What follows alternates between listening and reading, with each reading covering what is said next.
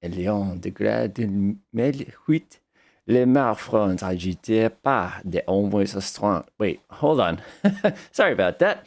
In the year 2008, the seas were troubled by strange shadows. Some whispered of submarines gliding unseen beneath the blue, not monsters of the imagination, but machines of steel and quiet purpose. Hello, everyone. In today's video, what we're going to be doing is manually assembling a carrier battle group and setting up some combat air patrols, all kind of set up to make things a little bit easier for those of you who are kind of wondering, is there a baseline for this? And we'll go ahead and do that now. So what we have here is a group of different ships, and of course we also have a carrier air wing, and we need to put them to good use here. We've been assigned to basically head off to Syria here and just kind of keep an eye on things and make sure there are no air threats or subsurface threats and all that other good stuff, and of course threats. So what we're going to do is we're going to manually build a carrier battle group. Now we have a couple different pieces here at our disposal. Of course we have the Char de Gaulle, we have ourselves the Fourbi, and of course the Aquitaine. Along with that, we have a support ship, the Durance, which I'm going to pronounce wrong every single time, like most things that I try to pronounce, but that's okay. So how do we build a carrier group out of this? Well, the first things first is we need to actually get everybody where they need to go. So I'm going to grab this group of ships here. I'm going to go ahead and press the G key. Now, you probably notice there's this little submarine. Of course, we don't have a Nautilus. It'd be the Juval if we were actually going to do something like this, but that's okay because, why not? But we're going to take this one. We're actually going to send him kind of early to our destination there. Just kind of do one of those. And realistically, we could be fiddling with all sorts of stuff with like groups and areas and stuff. But the reality is he's going to do just fine on his way over there. And of course, because I'm so darn deep, I can just basically crank his speed up and not really worry about people listening. Now, the group itself, we have to get kind of serious here because we need to fiddle with this formation quite a bit to make it work a little bit better for us. First of all, our pivot point, also known as the leader, will be our friend, the Char de Gaulle. And what we're going to do with this one is basically set up a defensive barrier. And there's a couple different pieces to defensive barriers. There's what they call the anti-surface warfare side, there's the anti-air war side, and of course there's the anti-subsurface side, depending on the natures of the threats in the actual war. Now, unfortunately for us, we only have 2 destroyers here, which makes this a little bit tougher. Luckily, the Horizon here does a great job at anti-air warfare, and of course, luckily for us, the Aquitaine does a really nice job at anti-subsurface warfare. So what I'm going to do is I'm going to go ahead and take our lovely Horizon here. I'm basically going to order it to get about 10 nautical miles in front of our friend, the Char de Gaulle. So if I go about to here, again, about 10 miles is kind of the sweet spot. You could even bring it into like 7.5 for those of you who like to kind of do the half kind of a thing. So that's going to be about right there. So what I'm going to do is grab this one. I'll go back to our group. We're going to go ahead and click on place member. And you can see we have a relative bearing or we have a fixed bearing. This is obviously going to be a relative bearing. So I can go ahead and hit that one and go ahead and click on the ground right where I want it to be, which, like I said, is about 10 miles. So this is going to order the Horizon to go power off and go ripping over there as fast as he can. Good. I'm also slightly off center here, but that's okay. Now, our anti-submarine warfare is going to be a little bit further out. And again, depending on the Axis threat, since we're going to be transiting to Syria, our threat theoretically is going to be in front of us. Now, there's a lot of different philosophies on how to do this, depending on the nature of this. Generally, what you do is you have a pair of destroyers doing anti-submarine warfare. We're not going to have that luxury. So we're basically going to have to kind of keep that in mind when we do that. But generally, with anti-submarine warfare, you're looking for about 15 to 20 nautical miles away. So what I'm going to do is I'm going to glove our wonderful ship here. We're going to do a relative bearing again. And again, if we come up here, this is about 29 nautical miles. This is way too far, about 15. And I'm going to put it slightly off center right there, just like that. And the nice thing about putting things off center is people doing the math when they're doing like submarine attacks and stuff like that. They see the ship in the front and assume everybody's in a line. When you put them slightly off the line, it confuses them to death. Now, of course, we have to deal with our good friend here, the Durance, which I said I would have mispronounced 10 times.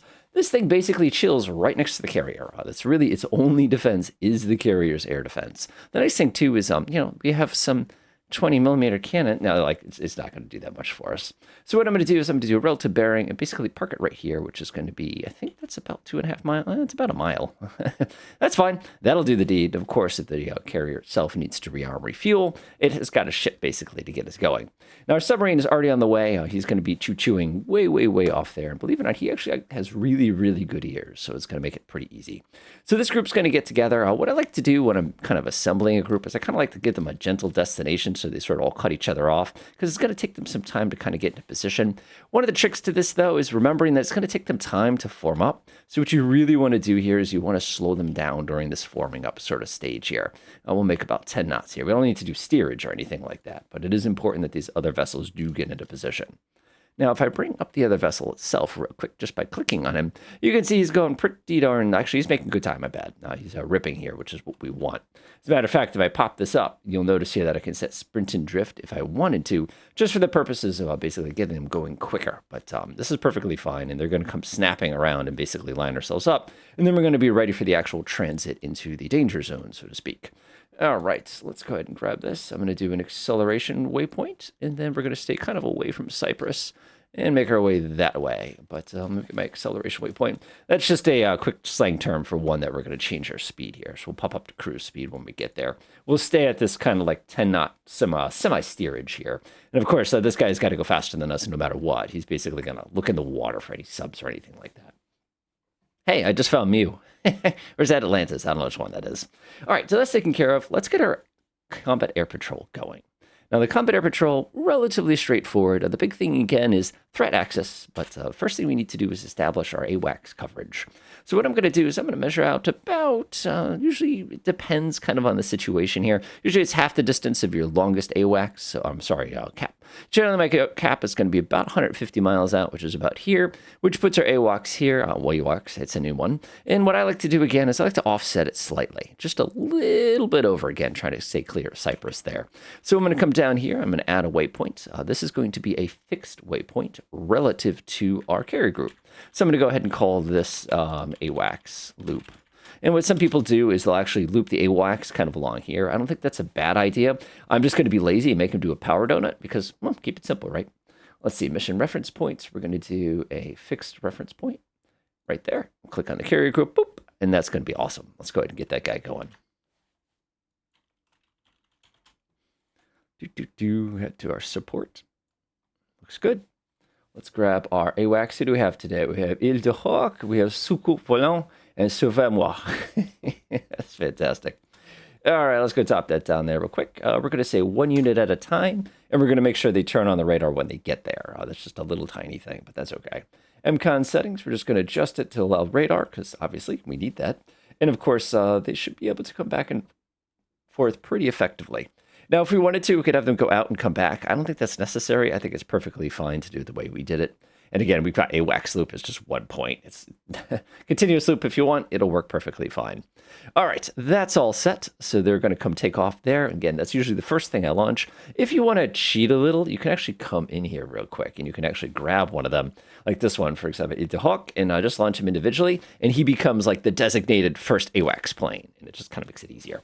All right, let's get our cap ready. So there's 3 layers to cap. There's the cap that deals with the stuff that's far away. Theoretically, we should get that first. You've got the inner cap, which is usually also known as your flank cap. And then, of course, you've got your, oh my God, something got through. I just get in the air cap. That's your 5-minute cap, for example. So let's get the first one set up. We're going to assume that like I said, we're going to try to stay out of Cyprus if we can help it. So I'm going to go ahead and get ourselves a little mission here. Like I said, about 150 is a pretty good distance here. Right about there. Looks good to me. That looks good to me, and that's awesome. I'm going to go ahead and set this to be a fixed cap. Naturally, we have to shrink it, so when we get closer to Syria, we're not flying over Syria. That could be a problem. So we'll put this as a fixed bearing, because again, the threat axis is going to be over here, and this is going to be kind of capped region 1, if you want to think about it. All right, so one of the things we could do, too, is if we wanted to make this a little bit more effective, is we could basically create a prosecution zone for them as well. As a matter of fact, we'll do that, but before we do that, let's get the cap going. We'll call this FAR cap. Patrol, AAW, and let's go ahead, failed polygon. Oh no, my polygon has failed. How about now? Done that a few times, trust me. All right, let's get some refs. Again, I didn't give them funny French names this time. But we're going to grab this group. Now, they're going to be our first group here. And of course, we're going to try to keep 2 on a time. Movement within area, flight size 2. They're going to rip out there. Cap is usually a slightly lower altitude than you would expect. A lot of people think of cap as maximum altitude for maximum loiter, but you actually want to go a little bit lower just to get that radar closer to the ground, which makes it easier to pick up things like submarine launched cruise missiles and stuff. So I'm actually going to reduce our altitude here to 25,000 feet. Even though it's going to cost me a little bit of range, it's kind of worth it. So that's good to go. I'll set up our nice little prosecution zone. So the prosecution zone is basically anything in here, go ahead and start blasting. And I'll go ahead and make this a fairly large prosecution zone. There we go. And again, we're going to have multiple layers to our cap here, which makes this a little bit easier. So that's my prosecution zone. Basically, anything in here is what we're going to blast. So I'm going to go back to my mission. Go back to our friends Far. That's not how you spell Far Cap at all. It's Farcar. Le Farcar. All right, let's go to prosecution area. We'll add all points in the map. And you can see that is good to go. Although for some reason, let's see if I can figure out what I did wrong here. Select them. Much better. So you can see this will be our prosecution zone here. So I'm just going to validate that. Checks. Let's see, inside prosecution area. That's fine. I can turn that on. It's not that big of a deal. Outside patrol area, we do want that. Within weapons range, we do want that. But keep in mind, they're only going to shoot things that are in this area, which is perfectly fine for us. We really don't want them to go to Israel because, you know, like I don't... It's a lot, but again, we'd have to play with this, but that's fine. All right, so that group is all set. That's going to be our far cap. And now what we're going to do is we're going to do the mid cap, aka the flank cap. This is really to kind of guard the sides that are a little bit closer to us. And the problem with this one is you're going to kind of see in a second, is it's a very awkward shape when you have Cyprus right there, but we're going to make it work. I'm going to go ahead and borrow this one right here. And one of the things we can do is we can actually build one of these shapes. This is going to look really, really ugly, by the way. All right. Ew, ew, ew, this is going to get so ugly. And yes, one of the things you did observe is the fact that I forgot to set these waypoints to be fixed bearing. So I've actually got to go back. Oh, no, see, I did it on that one. I didn't do it the other one. Let me fix that real fast. This whole area has to move with the carrier. So I'm going to do the same thing I did before. Let's see, fixed points. We went fixed. Why am I being so blind? I was right. Ta-da! Actually, this is fine. That one can totally be that way, too. All right, so we're going to grab this one here. These four are going to be my flankers here. We'll do a fixed point to our carry group. Looks nice. And we'll grab all these goofy ones down. I guess, you know, I'm just going to roll with this shape here, because why not? Let's make those all fixed as well. All right, and we're good to go. Woo, this is going to be a pain in the butt in a second, but, you know, it's part of the fun, part of the fun. Let's go stick that right there. The AWACS loop is now part of the fun as well. I'm perfectly fine with that as well. And we're good to go. Fantastic. Okay, so now we need to deselect everything. So let's come up here real fast. Deselect all waypoints. Let's grab this one. And then we need to somehow grab that one. Let's see here. One of the problems is you can't do something like this. See how this is split? Apparently I missed one. Let's see here. Fixed. I'm just being blind today, sorry. All right, that looks good to me. So we've got the group to the north for the north flank, and we have the group to the south for kind of the south flank here. Problem is, if we want to merge these two groups, we're actually going to have to make two more sets of waypoints. Oh, I did say this was going to be a pain, and that's going to be like that, and that's going to be like that. This polygon is going to look horrifying. I can't wait. All right, fix. Check. Chickity check before you riggedy wreck. All right, watch this. So we're going to do a flank cap. This is going to be our group here that's going to keep an eye on things on the side. That's okay. I know that it's going to be an awful polygon. Oh, boy. I had a feeling it was going to be pretty rough. All right, let me fix this. Ta-da! All right, that's all fixed. That was ugly, but as you can see, I got it all nice and shaped up. It's now a good cap shape there.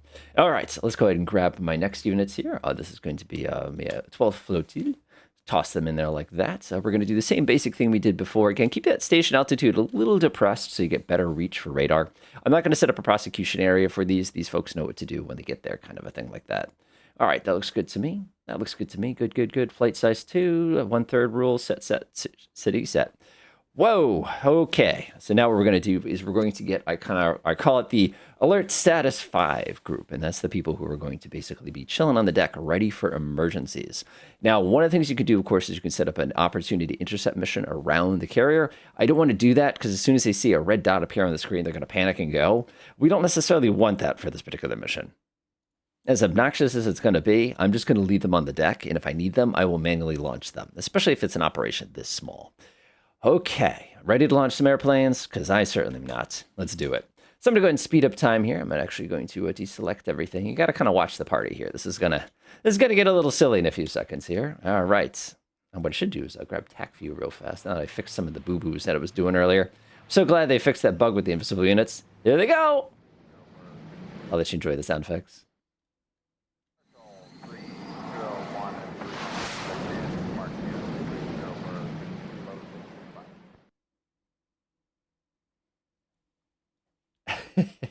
That's so much fun. All right, everybody's off. Now, one of the things that the French Navy suffers from, actually, I'll take a step back, all navies suffer from, is the fact that carrier planes, since the beginning of carrier planes, have always struggled with range. It's just, unfortunately, it's just the nature of carrier aviation in general, is range is always going to be an issue kind of a thing. So even though I have the ability to send these guys way, way, way, way out there, the problem is they're only going to be able to hang out here for about 45 minutes before the next group sends. Now, if you do the math on this real quick, you'll recognize the fact that we're going to run out of fuel on these before the next group is even ready. That's kind of the nature of the beast. That's why we're only launching 2 planes at a time. But you can see my lovely, lovely aircraft here, my Rafales over there. You can see my AWACS plane is doing a glorious job of keeping an eye on everything. You can see deep into Syria, and he's giving us plenty of warning for our good friends here to kind of cause some trouble. Now, the cool thing here, too... Oh, well, wait a minute. Oh, the trouble. Uh-oh, we've got ourselves some trouble right away. What is this? MiG-23s heading right for us. Now, just for the record, a MiG-23 would definitely struggle to make that flight and get back, but this is going to be a problem for us. Now, the nice thing is, because we've set everything up so carefully, now watch what happens. So our cap flight here is doing its job. It's cruising around back and forth, and notice it is not engaging these angry MiG-23s yet, because it is not actually entered into our prosecution zone. Now, watch what happens the moment one of these aircraft accidentally... So there it goes. Oh, no. Look at him go. Look at him go. And I think that's the end of that real fast. You better run. Oh, we're failed. Stop shooting at maximum range. And now we've accidentally got ourselves a dogfight because somebody forgot to set the minimum range on things correctly. And that's the end of that. But you can see that it works absolutely perfect for those kind of situations. All right, that was... Uh-oh. Oh, geez, what is going on today? There's just stuff coming out of everywhere. Now, this is kind of an interesting problem. All of our aircraft were basically optimized for the purposes of doing combat air patrol. We don't really have anything optimized for anti-surface warfare, as weird as that sounds. Now, the cool thing here is we have a pretty darn good idea of what kind of vessel this is. But if we actually were to take a look at our CBG, one of the things you're going to notice is we have all these beautiful weapons, including everybody's favorite Exocet Block 2. Gosh, I love that vessel. So what we're going to do here is I'm pretty suspicious about this guy. You know, if we wanted to, of course, we could send the Nautilus to go take a look. Now, without knowing the range of this particular one, other than the fact it's obviously a patrol craft, and if I do the math on it, you can see that there's no way the universe is going to get there. But, like, what's the fun in that if I can't fire an Exocet? Like, this, I never get to use these things, so, like, it's just fun for me. All right, Nixie, I definitely don't want that. The Shard to go. Nope, I do not want that one. Oh, look at that. Exocet. Oh, I've got Block 3s. Fire. Oh, this is so rude. This guy's not even going to know he got shot at. Now, the Exocet, of course, is a very unique anti-ship missile because it is one of the few anti-ship missiles that have actually done a lot of damage to ships over the years. You know, we make all these wonderful weapons, but never really get a chance to try them. You can see here our Rafales are just kind of cruising around. Uh-oh. Again, there's no way this patrol craft would have come out this far. This would be like... You're lost, my friend. You are very, very, very lost. Also, surprise Exocet. So the one thing I did not do is a subsurface threat. And the reality is there was no subsurface threat to worry about too much for these kinds of things. But if we did have a subsurface threat, we'd be using our helicopters and basically keeping them about the same range as everything else. But if you actually look here, you can see very, very carefully how everybody kind of fanned out to the correct size and shape that they're required to do. And everything is running great. Enjoy.